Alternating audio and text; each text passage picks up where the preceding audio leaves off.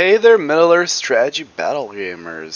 So today I'm going to be doing a video, so I was thinking about some ideas to talk about, and there's a subject that I would like to actually discuss. So I would just like to start off by saying this video in no way is calling out any other, events or things like that. I just kind of want to put that out there before I say this.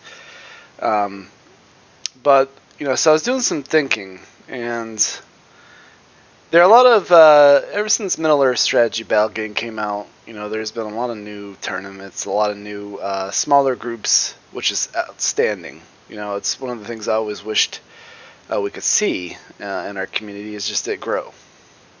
So here's the kind of subject I want to talk about, and it's event packs. So I've noticed in a lot of newer events, kind of smaller groups and things, that there are a lot of rules restrictions and things of that nature. So, for instance, models being banned or restrictions to lists.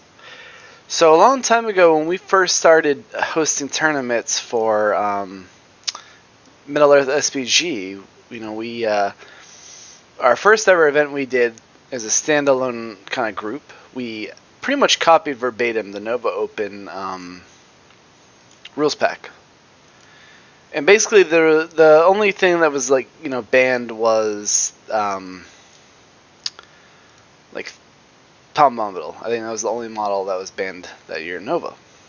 And I think honestly, I think that Tom Bombadil is a good model to be banned because he pretty much breaks the game in a lot of ways. He breaks the flow of the game, especially. So I think Tom Bombadil is a good pick, I would say, for that. So we copied that, and I noticed. We kind of did that. That was kind of our scene. We copied it for the first Ringo South as well. So when we did our own rules pack, so we were like, okay, what are models that are kind of janky and don't really seem fair? Well, so we kind of came up with a list. The Undying was a big one back in the last edition. Mainly for scenarios like Lords of Battle, he just kind of broke the game, it seemed like, because you won't get every hero except for him and the Necromancer, basically. And the Necromancer is twice the points that the Undying was. So basically, if you wound him and he has to use Fate, his Fate technically did not count because they were will points. So we just figured it was not a very fair thing, and we decided to kind of get rid of him for that tournament. So after we did that year of Ringo South, we decided, you know what? A lot of the same people that go to events, so there's kind of two ways I see it. There are people that go to events to participate and just have fun at a Middle Earth event, which I think everyone does, by the way. But then there are guys that are kind of your upper tier guys. They want to try and place. They want to be competitive about it.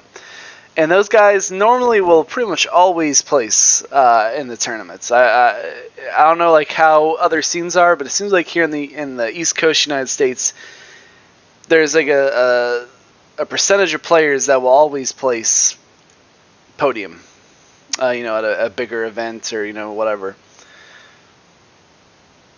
So we decided, you know what, for our third Ringo South. This is after the new edition of rules came out. We are going to actually take off all restrictions, except for we're still going to ban Tom Bombadil, just because I think in a lot of cases he raises more questions than need be. So we decided to keep Tom Bombadil out, and we banned Smaug because he's just one model, and again it kind of breaks the flow of the game. Now, I think that was probably our best choice we did, because the event went down very smoothly.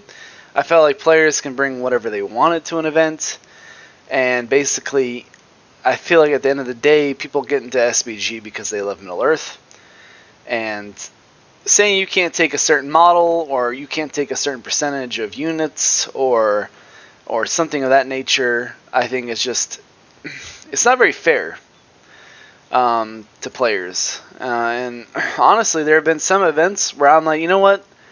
There's like 90% of the armies I play, I can't take. Because the rules pack is saying I can't take this, this, this, and that's pretty much all my armies. So that is, that's basically the main point I wanted to make. Now, I have something else to talk about. Something that TOs, especially, and this is, I think most people think like this already, and I might just be beating a dead horse on a conversation that doesn't really need to be had. But yeah, I just figured, it'd be some good content. So here's my advice to TOs that don't necessarily know. So how to balance things out like that. So instead of banning models or looking to balance the game out, I think, kind of artificially, I think instead of doing that, a player could, or a TO, sorry, a TO could pick scenarios. So for instance, if you're having a 3-round event and you're like, you know what, I know that there are going to be some Horde armies, so I'm going to throw Lords of Battle in there to counteract Horde armies. You know what, there are siege weapons are a big deal. We'll go and put a game with a Maelstrom scenario in there to counteract that.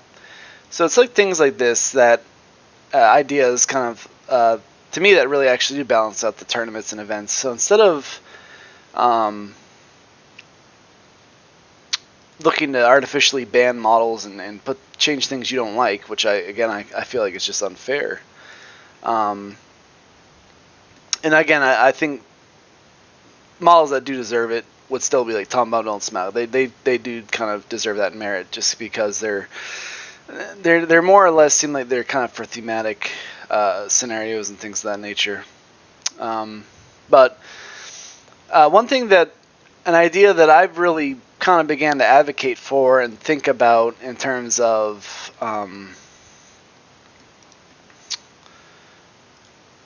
balancing out a tournament is actually, and depending on rounds, the number of rounds you're doing, is actually randomly rolling. Saying before your event in the rules pack, we're going to randomly roll for this scenario.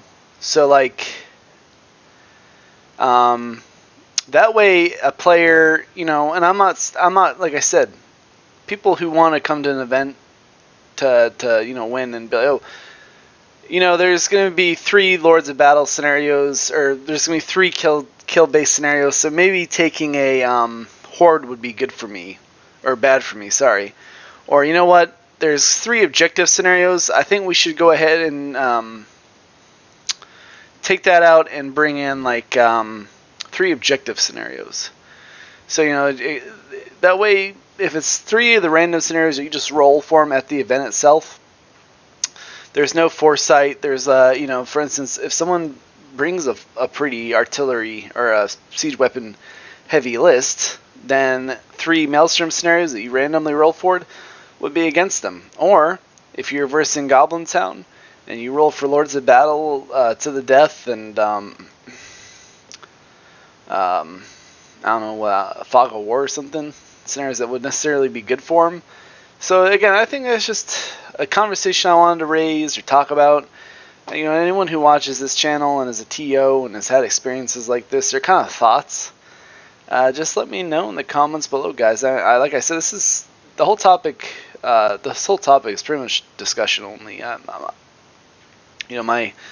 My kind of opinions and things we've implemented already in rules packs and things, and it's just kind of something I've noticed more and more with tournaments. A lot of tournaments popping up that are kind of artificially changing rules or altering points values for models or things of that nature. I just feel like it's kind of It's kind of not fair to players. Anyway, guys, feel free to comment below. Please like, share, subscribe, and comment. See you guys in the next video.